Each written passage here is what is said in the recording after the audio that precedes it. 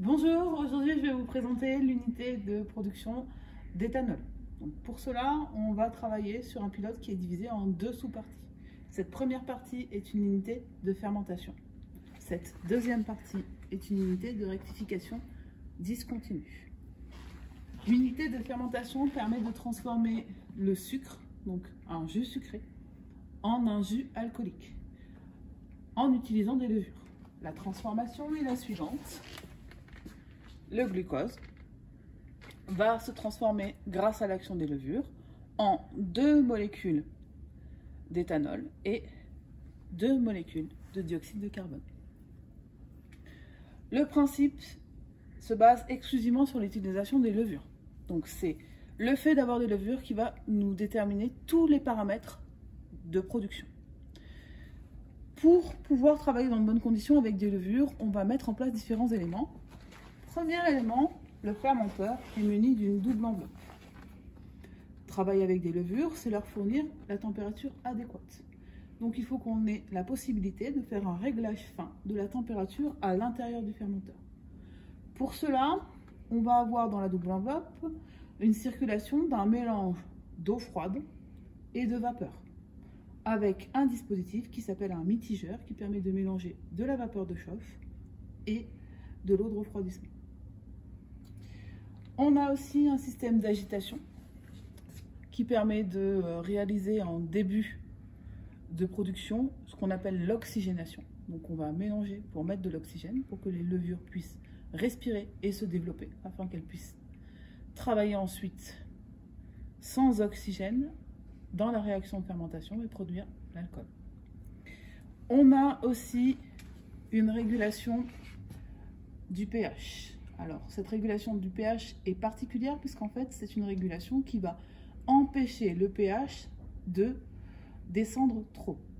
Donc, quand le pH est inférieur à la consigne, souvent 4, on va avoir cette pompe qui va se mettre en action et cette pompe est connectée à de la soude alimentaire.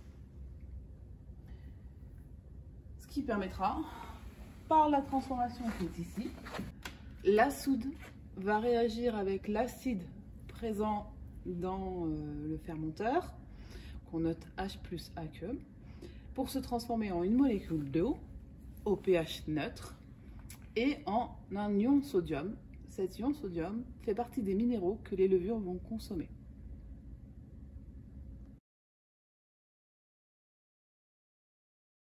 Pour mettre en place la régulation de pH, il va falloir installer la sonde de pH qui va s'installer ici. Nous avons le câble de communication entre la sonde et le synoptique, endroit où la commande va se faire. Ici, nous allons l'introduire à l'intérieur d'une première protection de la sonde en acier, pour ensuite installer la sonde.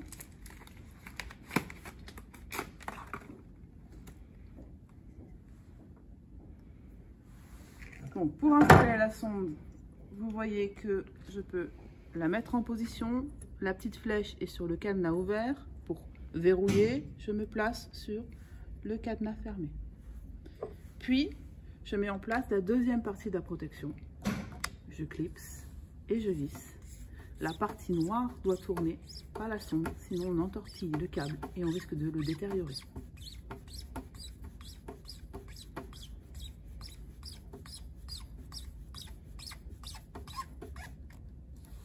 Une fois que c'est fait, je visse sur cette partie noire en me plaçant bien à l'horizontale la partie métallique. Cette fois, c'est la partie métallique qui va tourner. Toujours pour le même problème, ne pas entortiller le câble pour ne pas le détériorer.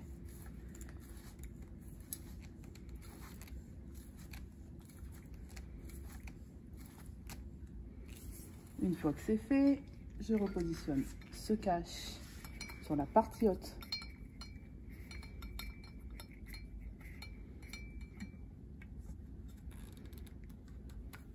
et je mets en place la sonde de pH dans le fermenteur.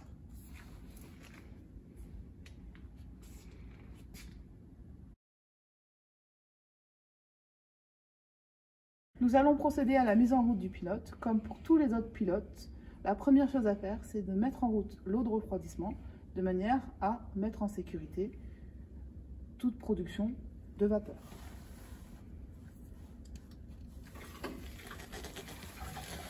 Je me déplace ensuite vers le débitmètre.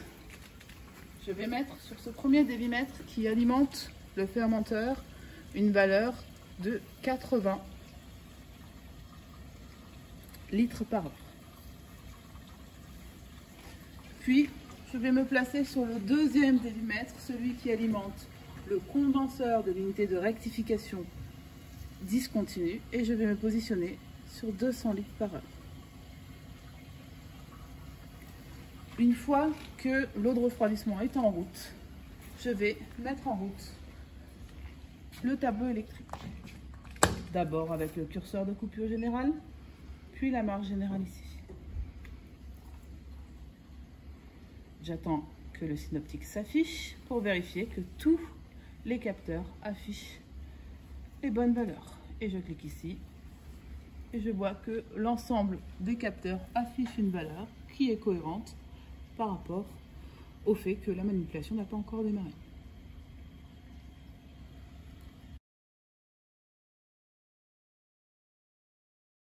Comme nous l'avons dit, nous avons ici la possibilité de mettre en place une régulation de pH à l'aide d'une pompe d'alimentation en soude.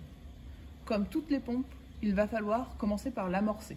Donc pour l'amorcer, on va se placer au niveau du flacon d'alimentation. À l'intérieur de ce flacon, on va positionner le flexible avec sa crépine d'alimentation, puis le flexible d'amorçage.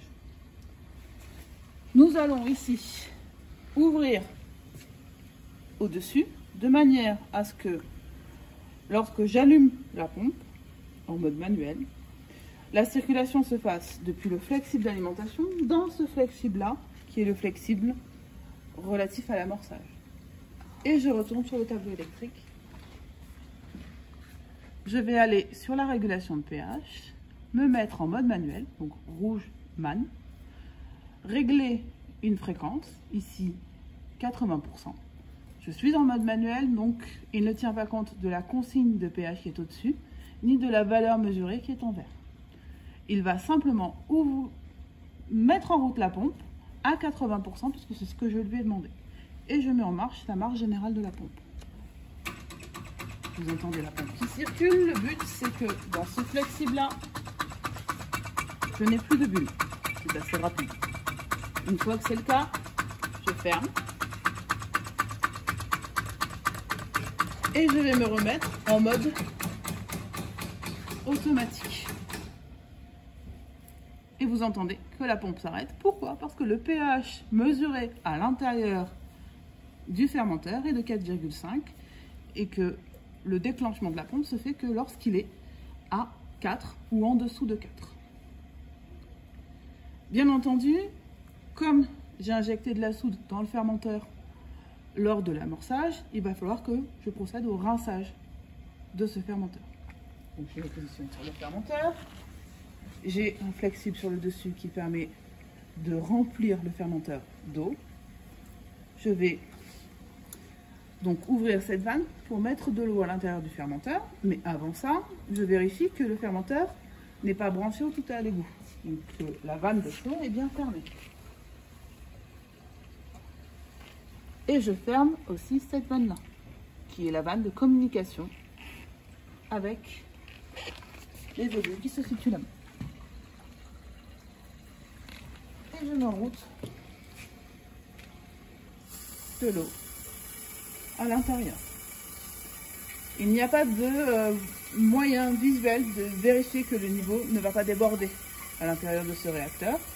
Donc je vais devoir regarder par ici le niveau que j'ai à l'intérieur.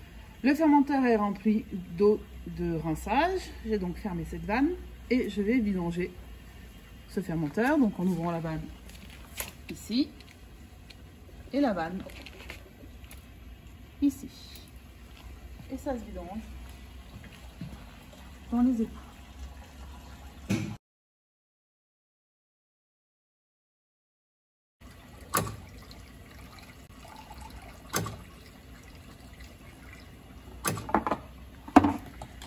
avons terminé le chargement du jus de fruits. Je vais juste positionner le bouchon comme ceci, de manière à ce que lorsque le dioxyde de carbone produit lors de la fermentation sera dans le fermenteur, il puisse légèrement soulever le bouchon pour s'échapper. On évitera toute surpression à l'intérieur du fermenteur. Nous allons procéder à la mise en route maintenant de la régulation de température. Pour cela, il faut mettre en route la vapeur. Pour mettre en route la vapeur, j'utilise des gants thermiques.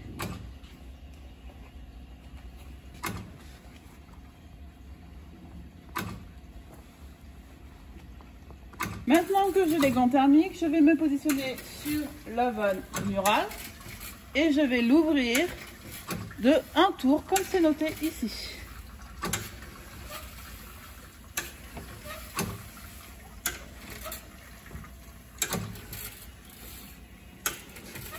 Puis j'ouvre cette vanne-là. Ensuite, je vais ouvrir la communication qui va vers le mitigeur. Donc cette vanne-là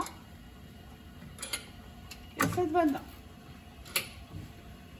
Et je vais me positionner sur le tableau électrique pour mettre en route les vannes automatiques. Si vous regardez ici, j'ai une première vanne automatique ici. Sa mise en route se fait ici. J'ai une deuxième vanne automatique ici. Celle-ci, c'est la vanne de réglage de la régulation de température. Je vais me positionner sur le TIC du réacteur 1. Je vais me positionner en mode automatique en réglant une consigne. On veut fermenter du jus de pomme qui a été préalablement pasteurisé, puisqu'on a acheté du jus de pomme pasteurisé. Donc on n'a pas de pasteurisation à faire, donc on va se positionner sur la température que la levure apprécie pour son fonctionnement, ici 30 degrés. Et je retourne sur le tableau électrique. Le mélange va être chauffé au fur et à mesure. Maintenant que la régulation de température est mise en place, il faut agiter le mélange dans le fermenteur. Donc on appuie sur marche M1 de manière à ce que l'agitateur se mette en route. Je peux, si je le souhaite, changer le nombre de rotations par minute et le mettre à 75 par exemple.